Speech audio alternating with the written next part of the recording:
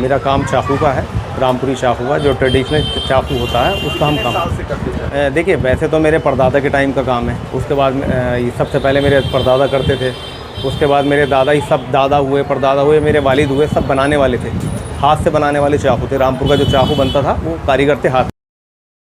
अभी मुझे भी इस काम में कम से कम 28 साल तो हो गए, करीब 28-29 साल हो गए मुझे अपने दुकान पर किए हुए काम को। पहले इस काम में और अब के काम में बहुत अंतर है।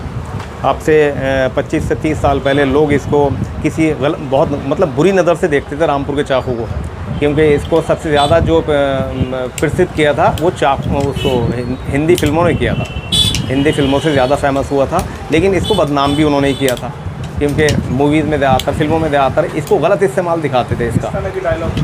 हाँ, डायलॉग तो देखिए पुराना राजकुमार साहब का होता कि सब जानिए ये चाकू है, हाथ में लग जाए तो खून निकल आता, मतलब खून के लिए ज़्यादा चाकू को साथ रखा, खून के साथ रखा चाकू को। मतलब कभी ऐसा नहीं रखा कि इसको लोग इसको सजाने के काम में लें या किसी को गिफ्ट करने के काम में लें। इस काम में पहले चाकू नहीं आता था। लेकिन जी रज़ा मुराद साहब, हाँ, उन्होंने भी काफ़ी कई फिल्मों में उन्होंने भी इसमें काम किया, इस मतलब इस चाकू को दिखाया उन्होंने, काफ़ी हिंदी फिल्मों में दिखाया रज़ा मुराद साहब ने भी। लेकिन और उनसे पहले सबसे पहले दिखाया था अजीत साहब ने, जो पुरानी बहुत जो ब्लैक एंड वाइट मूवी आती थी पहले, उस टाइम के उस दौर में सबसे पहले रामपुरी चाकू दिखाया था, बटन वाला और एक गरारी वाला। 2 चाकू चलते थे पहले, एक बटन वाला चलता था, एक रामपुरी जो होता था गरारी वाला वो चलता था। लेकिन आज के वक्त में और तब के वक्त में ये फ़र्क था कि तब लोग उसको गलत इस्तेमाल में लेते थे। आज इसका इस्तेमाल जो बदला है, आज इसका इस्तेमाल बदलने में सबसे ज़्यादा हाथ जो है वो प्रशासन का है। मतलब इसका जो इस्तेमाल है वो बिल्कुल बदल दिया, चेंज कर दिया इसका इस्तेमाल। अब क्या रहा, क्या अब इस्तेमाल देखिए, इसका इस्तेमाल सिर्फ क्या रह गया, अब सिर्फ इसका इस्तेमाल लोगों को गिफ्ट करने के लिए। जितने भी बाहर के मेहमान आते हैं तो यहाँ पर प्रशासन भी इस चीज़ में सबसे ज़्यादा हमारा सहयोग करते हैं कि वो इसको बाहर इसको फ्रेम में करके और बाहर लोगों को जो मेहमान आते हैं उनको गिफ्ट करने के काम में लेते हैं। प्रशासन ने किस तरह, कौन मेन रहा? देखिए मेन तो अगर सही बात पूछे तो मेन तो आंजनेय कुमार सिंह जी रहे। जी हाँ, सब कमिश्नर साहब रहे, उन्होंने इस काम को सबसे ज़्यादा प्रमोट किया। मतलब किसी और ने आज तक इस काम पे कोई फोकस ही नहीं किया था। जब से वो आए थे तब से लोगों को पहचान हो गई कि सब रामपुरी चाकू इसे कहते हैं। और मतलब हिंदुस्तान नहीं, पूरी दुनिया में इसकी पहचान करा दी आंजनेय कुमार साहब ने, कमिश्नर साहब ने। अब कैसा है? नहीं, अभी पहले से बेहतर है साहब, पहले से बेहतर है और पहले से काम बड़ा है। जब यहाँ पर कमिश्नर साहब आए थे, डीएम थे यहाँ, तब उन्होंने रामपुर में घर घर जाके इसको मतलब कारीगरों को बहुत प्रोत्साहन किया, कई बार सरकार से सहायता भी दिलाई। तो इससे काम कारीगर भी लौट के आए इस काम पर और काम में थोड़ी तरक्की पहले से। सरकार में खुश है जी, इसका हाँ, कारीगर खुश हैं। देखिए नवाबों के वक्त में तो चाकू के काम की शुरुआत हुई थी। आपसे करीब 125-130 साल पहले इस चाकू का काम शुरू हुआ था।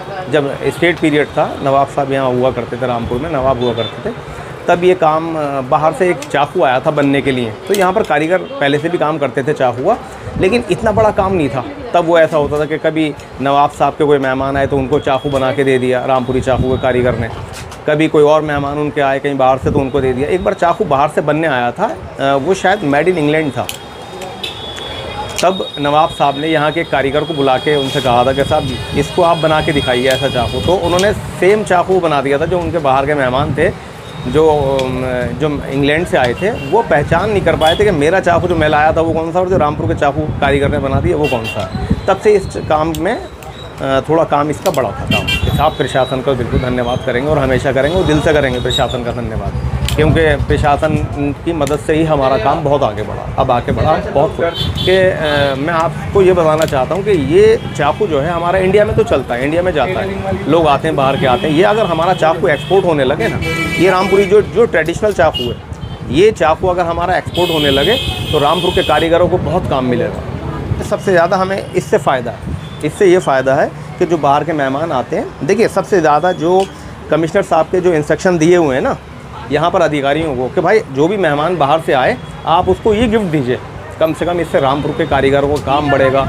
रामपुर के कारीगरों को काम मिलेगा। उनका कहना सिर्फ ये है, बाहर के जो लोग आते हैं, जितने भी आते हैं, चाहे मिनिस्टर हों या कोई अधिकारी हों, वो सबसे ज़्यादा यहाँ पर जो प्रशासन है उनको ये गिफ्ट करते हैं। कोई से भी, जी बिल्कुल साहब, मैं उनका बहुत ज़्यादा शुक्रिया अदा करना चाहूँगा। और भाई आपका भी सबसे ज़्यादा हर्पल न्यूज़ का भी शुक्रिया अदा करना चाहूँगा। आपने हमें दिखाया, अपने चैनल पर हमें दिखाया और हमारे कारोबार को, आपकी वजह से भी हमारे कारोबार में फ़र्क पड़ा। आपने 1 साल पहले भी किया था, अभी भी किया, बीच में भी किया, उससे हमारे काम को बहुत फ़र्क पड़ा। और देखिए रामपुर में चाकू लगाया 20 फीट का, रामपुर में चाकू लगाया, उसको भी लोग देख के आते हैं, उसकी भी पहचान मिली।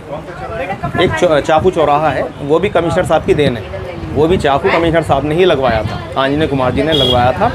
उससे भी हमारे काम में बहुत फ़र्क पड़ा। सब देखिए ज़्यादा चाइना के चाकू बिकते थे, चाकू जो बिकते थे तो उससे हमारा पैसा चाइना जाता था।